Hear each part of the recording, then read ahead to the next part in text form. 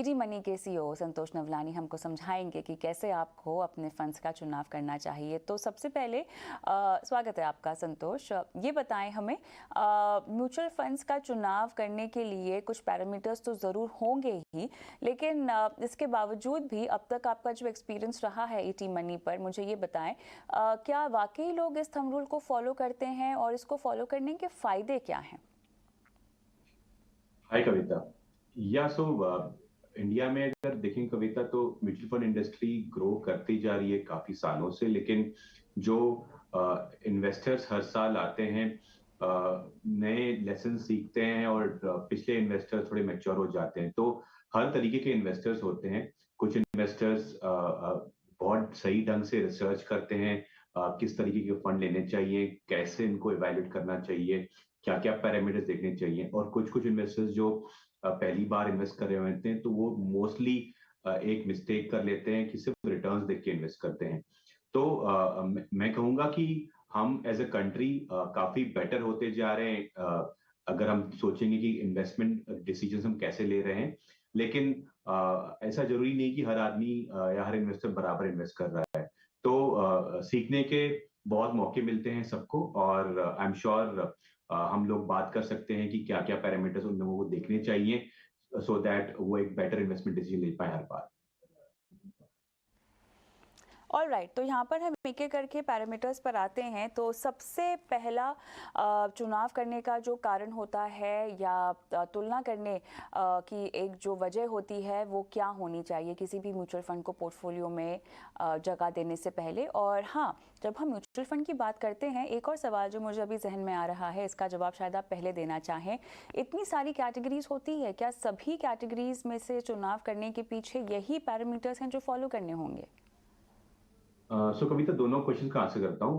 पहला क्वेश्चन, सबसे पहले आप एज इन्वेस्टर आपको समझना पड़ेगा कि आपका इन्वेस्टमेंट का जो लक्ष्य है वो क्या है, क्या ऑब्जेक्टिव है, कितने साल का आपके पास टाइम है इन्वेस्ट करने के लिए, और आपकी रिस्क एपेटाइट क्या है। उसके हिसाब से कौन सी कैटेगरी आपको सूट करेगी, आप उसमें इन्वेस्ट करिए। और जब आप कैटेगरी फिक्स कर लेते हैं कि इक्विटी के अंदर large cap, mid cap, small cap, या फ्लेक्सी कैप, मल्टी कैप, या डेट या हाइब्रिड कैटेगरीज आपके लिए भी सुटेबल हो सकती हैं, तो उनमें कौन सी कैटेगरी, सब कैटेगरी आपके लिए काम की है। तो इनके जो एवेल्युएशन क्राइटेरिया रहेंगे हमेशा अलग अलग रहेंगे। आप जैसे इक्विटी फंड को की तुलना करेंगे बाकी इक्विटी फंड्स के साथ, डेट फंड की तुलना वैसे नहीं होगी, उनके पैरामीटर्स अलग अलग रहेंगे। तो to come in short, depending कौन सी कैटेगरी आप इवेल्युएट कर रहे हैं, आपकी क्राइटेरिया चेंज होगी। ऑलराइट, तो क्राइटेरिया का पहले पायदान पर क्या फैक्टर होगा?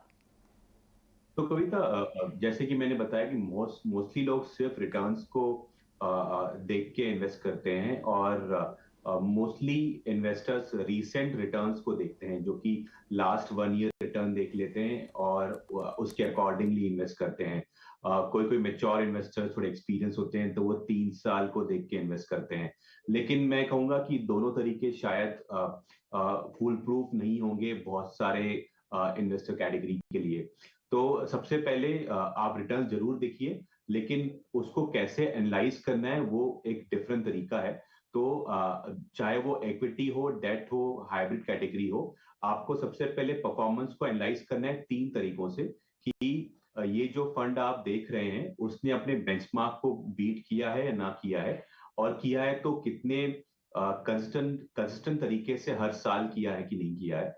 सेकंड, उसने अपने कैटेगरी पियर्स को, जैसे कि आप एक लार्ज कैप म्यूचुअल फंड देख रहे हैं इक्विटी में, तो उसने जो फंड आप इवेल्युएट कर रहे हैं उसने बाकी लार्ज कैप की तुलना में कैसे रिटर्न जनरेट किया हुआ है। और तीसरा होता है कंसिस्टेंसी, कि आप जब फंड में इन्वेस्ट कर रहे हैं तो सबसे इंपॉर्टेंट ये भी होता है कि आपका वो रिटर्न कितना प्रोटेक्ट करता है। बहुत बार क्या होता है कि मार्केट की रैली में आप बहुत पेपर प्रॉफिट्स कमा लेते हैं, अगर आप प्रॉफिट्स को बुक नहीं करेंगे तो नुकसान होता है। वैसे ही अगर लेकिन आप एक लॉन्ग टर्म इन्वेस्टर हैं, आपको पैसा नहीं निकालना है, तो एक फंड मैनेजर आपके लिए तभी रिटर्न जनरेट कर पाएगा जब वो प्रोटेक्ट कर पाता है कि मार्केट रैली में अगर उसने 20% कमा लिया, तो जब मार्केट करेक्शन आ गया तो ऐसा नहीं पूरा 20% वापस चला जाए। तो एक उसका एक तरीका होता है जो कि आप रिस्क और रिटर्न दोनों देखें। तो आप रोलिंग रिटर्न्स देखिए जो कि आपको बताएगा कि कंसिस्टेंसी कैसे है फंड के अंदर। तो पिछले 1 साल में अच्छा दिया है, पिछले 3 साल में अच्छा दिया है, लेकिन आप जब इन्वेस्ट कर रहे हैं एज इन्वेस्टर, पक्का नहीं होगा कि अगले साल भी आपको सेम मिल जाएगा या आपके 3 साल जो आप दोगे उसमें सेम रिटर्न आ जाएगा। तो आप देखिए कि रोलिंग रिटर्न्स मतलब कोई भी, अगर आप 3 साल का पीरियड उठाएंगे या कोई भी 5 साल का पीरियड उठाएंगे, मतलब 2011 से 2016, 2012 से लेकर 2017 या 2017 से लेकर 2022, तो ये 5 साल के विभिन्न जो आपको टेन्योर्स मिलेंगे, हर बार कितना एवरेज रिटर्न आया हुआ है, अगर वो अच्छा है तो मतलब आपके लिए फंड अच्छा रहेगा। तो परफॉर्मेंस बेंचमार्क, कैटेगरी एवरेज और रोलिंग रिटर्न्स, 3 चीजें देखिए। ये तीनों चीजें आपको ईटी मनी की वेबसाइट पे काफी अच्छी तरीके से दिखाई जाती हैं, तो आपको बहुत आसानी से इंफॉर्मेशन मिल जाएगी और आप एक डिसीजन ले सकते हैं अपने इक्विटी फंड्स का बेटर तरीके से फॉर रिटर्न्स पर्सपेक्टिव। रिटर्न जो कि सबसे ज़्यादा ज़रूरी लगता है निवेशकों को, और होता भी है। आप निवेश ही इसीलिए कर रहे हैं ताकि अच्छे से अच्छा रिटर्न कमा सके। एक्सपेंस रेशियो भी आप कह रहे थे कि देखना चाहिए। हाँ कविता, अगर आप एक लॉन्ग टर्म इन्वेस्टर हैं तो आपके पास दो ही तरीके के कॉस्ट होते हैं इन म्यूचुअल फंड्स। एक होता है एग्जिट लोड, जो कि जब आप पैसा निकालते हैं तो आपको लेवी कर सकते हैं, लेकिन जब वो पैसा निकालते हैं तो लगता है। लेकिन आप जब इन्वेस्टेड रहते हैं तो सबसे ज्यादा कॉस्ट होती है फंड मैनेजमेंट की। तो जो फंड मैनेजर आपका पैसा मैनेज कर रहा है, या कि म्यूचुअल फंड कंपनी मतलब आपका पैसा मैनेज कर रही है, तो म्यूचुअल फंड कंपनी अपनी फीस लेती है, उसको बोलते हैं एक्सपेंस रेशियो। ये टिपिकली सालाना हर रोज चार्ज होती है, लेकिन कम्युनिकेट की जाती है साल के तरीके पर। तो अगर कोई आपको फंड मैनेजर बोलता है कि मैं आपकी फंड मैनेज करूंगा और उसका एक्सपेंस रेशियो लूंगा 1.5% पर एनम, मतलब वो 1.5% को डिवाइड करेगा जितने भी ट्रेडिंग डेज है मार्केट में, और उसका छोटा छोटा हिस्सा रोज चार्ज करेगा बिफोर एनएवी डिक्लेरेशन। तो अगर आप देख रहे हैं कि आपकी फंड की एनएवी आज 100 रुपए है, मतलब वो शायद 100 रुपए कुछ पैसे होगी आज, क्योंकि फंड मैनेजर अपना पैसा काटा हुआ है, इसलिए वो 100 रुपए आज है। तो ऐसे रोज फंड मैनेजर एक्सपेंस रेशियो के तौर पे आपका एनएवी से पैसा डिडक्ट करते हैं पहले before communicating in to you. तो ये जितना कम होगा उतना आपका रिटर्न ज्यादा बनेगा। तो आपको ये देखना है कि जब आप कोई भी कैटेगरी में फंड्स देख रहे हैं तो आप ये देखिए कि अच्छे रिटर्न के साथ साथ, अच्छे रोलिंग रिटर्न्स के साथ साथ उस फंड का एक्सपेंस रेशियो सबसे कम ना हो तो एटलीस्ट सबसे ज्यादा ना हो, क्योंकि अगर रिटर्न्स नहीं आए तो भी आपको एक्सपेंस रेशियो ज्यादा लगते रहेगा। तो जो कि अगर अंडर परफॉर्मेंस आएगा तो हायर एक्सपेंस रेशियो आपको ज्यादा हर्ट करेगा, अगर आउट परफॉर्मेंस होगा तो हायर एक्सपेंस रेशियो आपको हर्ट नहीं करेगा। तो इसलिए इंपॉर्टेंट ये कि आप एक्सपेंस रेशियो को देख के डिसाइड करें कि आपका फंड रियली में आगे जाके अगर रिटर्न अच्छे नहीं आए तो आपका पैसा कितना बन पाएगा। ऑलराइट, आगे बढ़ेंगे। और इसके अलावा एक्सपेंस रेशियो तो आगे हमें एग्जिट लोड वगैरह भी चीज़ें देखनी चाहिए। Yes of course. तो एग्जिट लोड एक लिक्विडिटी पैरामीटर है कविता। अगर एज एन इन्वेस्टर आप इन्वेस्ट कर रहे हैं तो आप जाहिर है कि इक्विटी फंड्स में आप लॉन्ग टर्म इन्वेस्टमेंट कर रहे हैं, लेकिन कभी कभी कोई कोई लाइफ में दिक्कत आती है या कोई इमरजेंसी आती है तो आपको शायद अपनी इन्वेस्टमेंट लिक्विडेट करनी पड़े।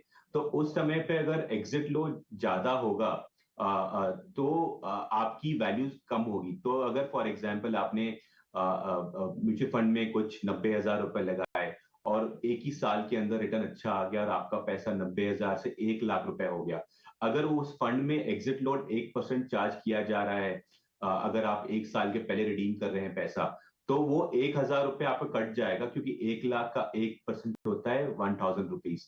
तो आपको हाथ में 99,000 रुपीज आएंगे। तो जब भी एग्जिट लोड कम होगा तो आपके लिए अच्छा रहेगा, क्योंकि आपका पैसा ज्यादा लिक्विड है। बहुत बार एज इन्वेस्टर हम लोग प्रॉफिट बुक नहीं करते या पैसा निकालते नहीं है क्योंकि एग्जिट लोड लग जाएगा। ये एक डेट्रीमेंटल चीज होती है इन माय ओपिनियन। और एज ईटी मनी हम बिलीव करते हैं कि एसेट अलोकेशन को तभी सक्सेसफुल किया जाता है जब आप एसेट को रीबैलेंस कर सकते हैं, जब आप प्रॉफिट पीरियोडिकली बुक कर सकते हैं विदाउट थिंकिंग अबाउट कॉस्ट। तो अगर एग्जिट लोड कम रहेगा या ना रहेगा तो आप झिझक नहीं करेंगे बिफोर बुकिंग प्रॉफिट्स, अगर प्रॉफिट बुक करना चाहिए तो मैं कहूंगा कि जितना एग्जिट लोड कम हो या ना हो तो अच्छा है। अगर आप इंडेक्स फंड्स देखेंगे इक्विटी में, कोई भी large cap, mid cap, small cap या ईटीएफ देखेंगे जो कि पैसिव फंड्स, इंडेक्स फंड तरीका एक इन्वेस्ट करने का होता है, तो टिपिकली इनमें एग्जिट लोड काफी कम होता है या ऑलमोस्ट जीरो होता है, इवन फॉर वन डे। तो आप ऐसे फंड्स चूज करिए जहां पे एग्जिट लोड कम हो। ऐसे फंड्स चूज़ करें जहाँ पर एग्जिट लोड कम हो। थोड़ी सी रिसर्च यहाँ पर निवेशक को अपने एंड पर करनी होगी। लेकिन यहाँ पर एक चीज़ मुझे ये भी समझनी है, हमने एक्सपेंस रेशियो की तो बात कर ली है, लेकिन स्कीम्स के डिफरेंस को भी आपको समझना होगा जब आप लें।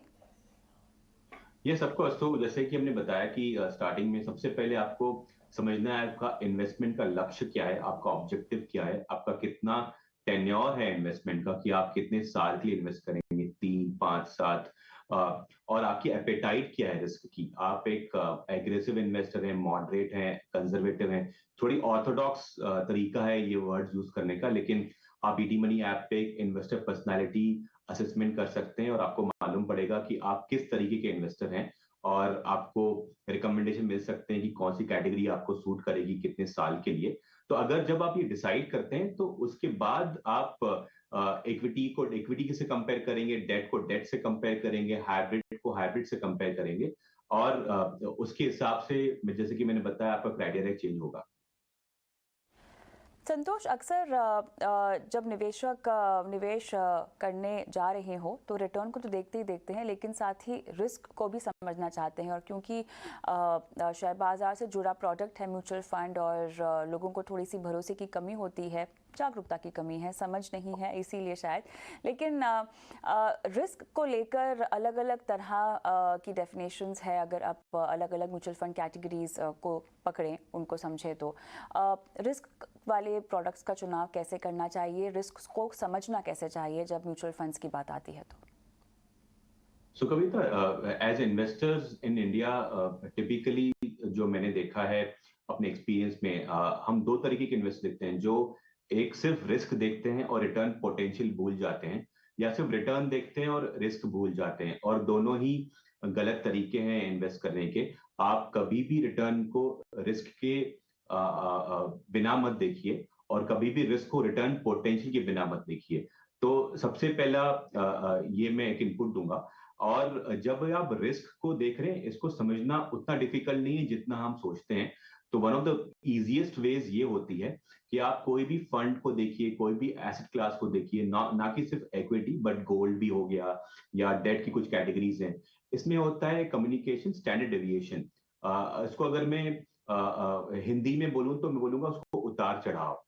उतार चढ़ाव का एक डेफिनेशन, एक मेट्रिक होता है, एक वैल्यू होती है, जो आप उसको अगर अप्लाई करेंगे तो आप डिसाइड कर सकते हैं। तो जाहिर है कि अगर आप इक्विटी फंड देखेंगे तो वो रिस्क मतलब स्टैंडर्ड डेविएशन ज्यादा होता है। अगर आप एक लार्ज कैप कैटेगरी देख रहे हैं या फ्लेक्सी कैप कैटेगरी देख रहे हैं, तो returns in the long run हो सकता है 12 से 14 से 15% हो, लेकिन उनका स्टैंडर्ड डेविएशन 17 से 22% की रेंज में होगा। इसका मतलब ये है कि अगर आप कोई फंड देख रहे हैं, अगर आपका standard deviation of the fund 20% है, और रिटर्न जो पिछले 10 सालों में या रोलिंग रिटर्न पिछले 5 सालों में आया हुआ है वो है 15%, इसका मतलब ये होगा कि आपका रिटर्न थ्योरेटिकली 15 प्लस 20 35% भी हो सकता है, लेकिन अगर खराब हुआ तो 15 में से 20 माइनस कर ली तो -5 भी हो सकता है। तो इक्विटी में अगर आप रिटर्न देख रहे हैं 15%, और का रिस्क जाके उतार चढ़ाव 20% है, मतलब आप -5 से लेके 35% भी कमा सकते हैं। जब आप इस चीज को देखेंगे, इसका मतलब ये है कि आपका रिटर्न सर्टन नहीं है, गारंटीड नहीं है, और ये -5 से लेके 35% आपको कुछ भी मिल सकता है। तो आपको ये देखना है कि आप क्या रेंज आप चाहते हैं। जितनी कम रेंज आप चाहेंगे उतना मतलब आप सोचेंगे कि कौन सा बैलेंस प्रोडक्ट मैं लूं। तो अगर -5 to 35 अगर मैं देखूंगा तो ये बहुत ज्यादा रेंज है, और शायद आप कोई भी long term investment outcome plan नहीं कर पाएंगे। लेकिन अगर मैं बोलूं कि ये आपको 8 से लेके 20% हमेशा पॉजिटिव है, 8 से 20 ये अच्छा लग रहा है सुनने में, और मैं अपने गोल्स को प्लान कर सकता हूं, तो आप ऐसे इन्वेस्टमेंट देखिए जो कि स्टैंडर्ड डेविएशन लगाने के बाद आप बहुत नेगेटिव या बहुत पॉजिटिव नहीं है, आप एक रिस्पेक्टेबल पॉजिटिव से लेके रिस्पेक्टेबल हाई रेट तक जाने की कोशिश कर रहे हैं। तो आप अगर जब ये देखेंगे स्टैंडर्ड डेविएशन के साथ कोई भी एसेट क्लास को एनालाइज करेंगे, तो आपको समझ में आएगा कि ये बहुत बढ़िया है। अगर मैं इसको और सिंप्लीफाई करूं, तो डेट फंड्स देखेंगे आप, तो डेट फंड्स में रिटर्न होगा 7.5%, 7% या 8%, उनका स्टैंडर्ड डेविएशन होगा 4%। मतलब इसका कि वो आपको 4 से 12% रिटर्न देगा, जो कि पॉजिटिव है दोनों तरीके से। अगर आप गोल्ड देखेंगे, तो गोल्ड में भी अगर आप उतार चढ़ाव देखेंगे तो इक्विटी से कम होता है, लेकिन डेट से ज्यादा होता है। तो आप मल्टीपल टाइम पीरियड्स को यूज कर सकते हैं टू डिसाइड कि आपको कितना रिस्क समझ में आ रहा है अपने इन्वेस्टमेंट के लिए, और उसके हिसाब से डिसीजन लीजिए। चलिए, मेरे ख्याल से लगभग सभी पैरामीटर्स यहाँ पर क्राइटेरियाज जो हैं वो कवर हो चुके हैं, लेकिन इसके अलावा क्या और कोई क्राइटेरिया बचता है जो हमें ध्यान में रखना चाहिए, खासतौर से तब जब अपने पोर्टफोलियो को आप बदलना चाह रहे हो? क्योंकि जब आपके पास ऑलरेडी एक पोर्टफोलियो होता है तब आप इस क्राइटेरियाज को तो ध्यान में रख ही सकते हैं, लेकिन जब आप अपने फंड्स को स्विच कर रहे हो या बदल रहे हो, एक कैटेगरी से दूसरे कैटेगरी में जा रहे हो, क्या तब भी ये सब क्राइटेरियाज ध्यान में रखने चाहिए, संतोष? यस कविता, आप अगर कभी भी फंड्स बदल रहे हैं तो दो तरीकों से होगा। आप हम्म। एसेट क्लास बदल सकते हैं कि ओके। आप इक्विटी से पैसा डेट में डाल रहे हैं या इक्विटी टू इक्विटी डाल रहे हैं। तो डिपेंडिंग ऑन दी आप क्या ले रहे हैं बेचने के बाद, आपका क्राइटेरिया चेंज होगा।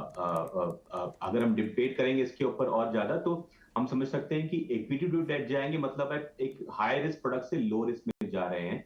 तो आप ऐसा नहीं करेंगे कि इक्विटी से लेके मैं एक क्रेडिट रिस्क फंड ले लूं। तो क्योंकि क्रेडिट रिस्क फंड क्या करता है कि वो ऐसे फंड्स में इन्वेस्ट कर, ऐसे कंपनीज में इन्वेस्ट करता है जो कि क्रेडिट क्वालिटी खराब होती है या उतनी अच्छी नहीं होती है। तो आप रिस्की से रिस्क में जा रहे हैं, तो ऐसा रिस्क लीजिए जिसमें आपको थोड़ी सर्टेनिटी हो पैसा कमाने की।